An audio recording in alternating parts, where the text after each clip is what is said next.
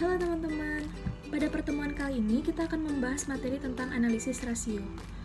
Sebelumnya, perkenalkan nama saya Marvina Aida Golite Montero, NIM 200111044. Perkenalkan, nama saya Putu Dian Anjarni Kencayati, NIM 200111098. Latar belakang, analisis rasio keuangan merupakan suatu alat analisa yang dipakai oleh perusahaan untuk menilai dan menganalisis kinerja keuangan berdasarkan data perbandingan masing-masing pos. Setiap tutup periode akhir bulan, biasanya accounting perusahaan menyiapkan dan menyusun laporan keuangan yang nantinya akan diserahkan kepada pimpinan perusahaan.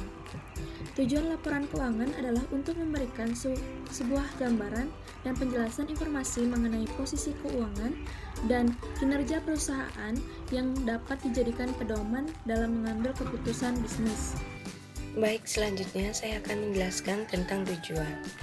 Tujuan yaitu hal yang akan diteliti dalam penelitian ini adalah mengenai posisi keuangan dan kinerja perusahaan.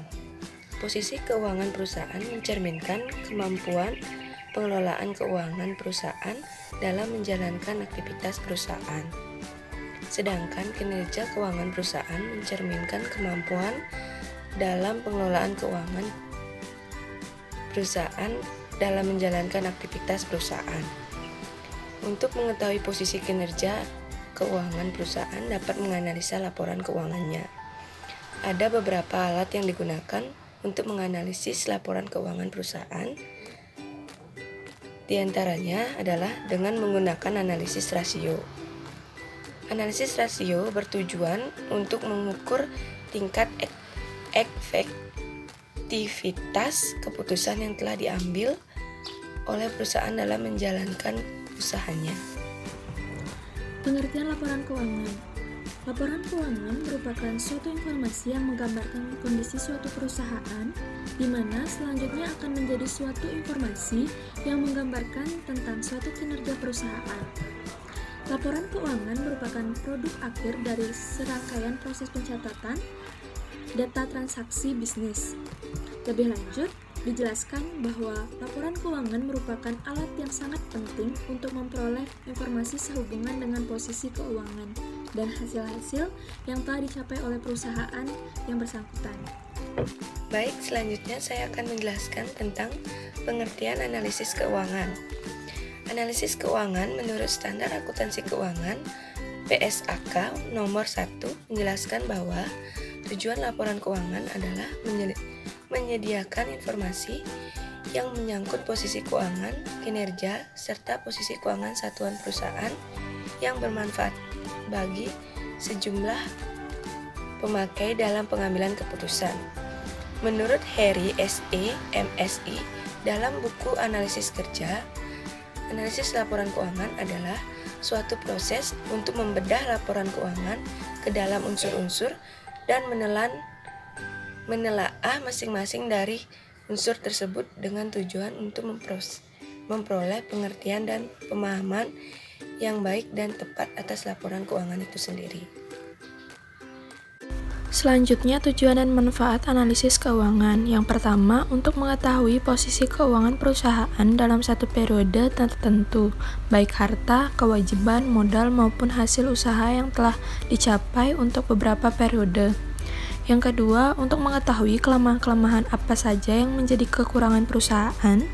Yang ketiga, untuk mengetahui kekuatan-kekuatan yang dimiliki.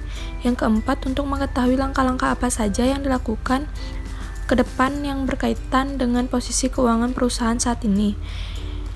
Selanjutnya, untuk melakukan penilaian kinerja manajemen ke depan apakah perlu penyelenggaraan atau tidak karena sudah dianggap berhasil atau gagal. Yang terakhir, dapat juga digunakan sebagai perbanding dengan perusahaan sejenis tentang hasil yang dicapai. Baik, selanjutnya saya akan menjelaskan tentang pengertian rasio keuangan.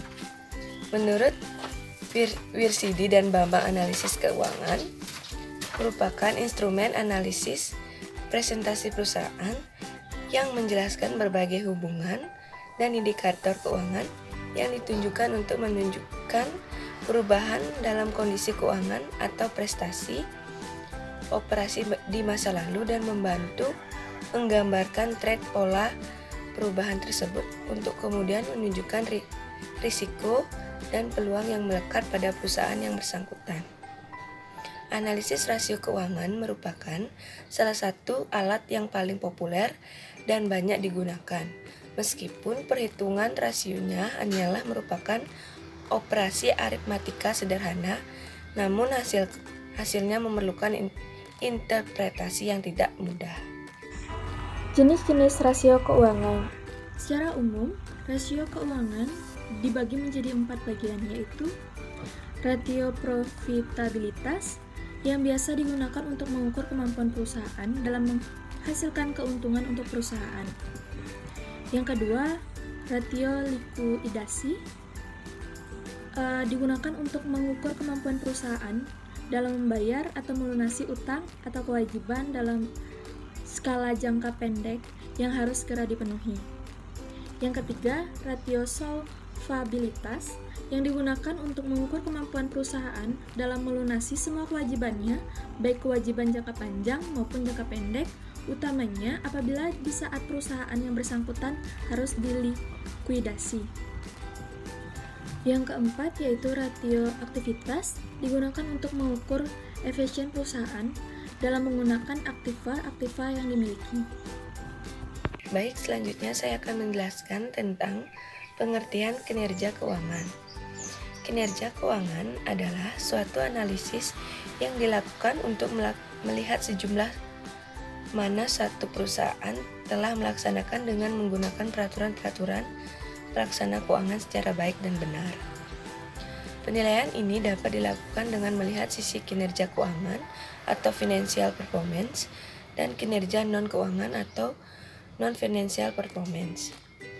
Kinerja keuangan melihat pada laporan keuangan yang dimiliki oleh perusahaan atau badan usaha yang bersangkutan dan itu tercermin dari informasi yang diperoleh oleh neraca, laporan laba rugi, laporan arus kas, serta hal-hal lain yang turut mendukung sebagai alat penguat penilaian kinerja keuangan tersebut. Hubungan rasio keuangan dengan kinerja keuangan. Menurut Warsidi dan Bambang, analisis rasio keuangan merupakan instrumen analisis prestasi perusahaan yang menjelaskan berbagai hubungan dan indikator keuangan yang ditunjukkan untuk menunjukkan perubahan dalam kondisi keuangan atau prestasi operasi di masa lalu dan membantu menggambarkan tren pola perubahan tersebut untuk kemudian menunjukkan risiko dan peluang yang melekat pada perusahaan yang bersangkutan. Rasio keuangan ada banyak jumlahnya dan setiap rasio memiliki kegunaannya masing-masing. Dalam konsep keuangan dikenalkan dengan nama fleksibilitas, artinya rumus atau berbagai bentuk formula yang dipergunakan haruslah disesuaikan dengan kasus yang diteliti. Baik, selanjutnya saya akan menjelaskan tentang metode jenis penelitian. Jenis penelitian yang penting digunakan yaitu penelitian deskriptif, kuantitatif karena memiliki uraian mengenai hasil penelitian. Tujuan dari jenis penelitian deskriptif adalah untuk mencari informasi faktual yang mendetail, untuk mengidentifikasi masalah-masalah atau untuk mendapatkan identifikasi keadaan dan praktek-praktek yang sedang berlangsung dan menganalisis data yang berupa angka sehingga informasi dari pihak perusahaan dapat diukur dengan menggunakan rumus-rumus tertentu yang digunakan dalam menilai kinerja. Populasi dan sampel. Populasi adalah semua nilai baik hasil perhitungan maupun pengukuran, baik kuantitatif maupun kualitatif dari karakteristik tertentu mengenai sekelompok objek yang lengkap dan jelas. Penentuan sampel ditunjukkan untuk mempermudah jalannya penelitian dan pengambilannya harus dapat mewakili populasi dalam penelitian. Sampel adalah bagian dari populasi yang diambil sebagai sumber data dan dapat mewakili seluruh populasi. Sampel yang digunakan untuk penelitian ini adalah neraca dan laporan laba rugi. Baik, selanjutnya saya akan menjelaskan metode pengumpulan data. Agar memperoleh data yang akurat, penelitian menggunakan langkah-langkah dan proses pengumpulan data. Ada 3, yaitu yang pertama, metode wawancara, yang kedua, metode dokumentasi, dan yang ketiga, metode studi praktek atau studi pustaka. Metode analisis data. Yang pertama, melakukan review terhadap data laporan keuangan. Yang kedua, melakukan perhitungan.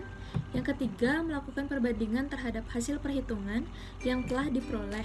Dari hasil perhitungan yang sudah diperoleh, kemudian dilakukan perbandingan.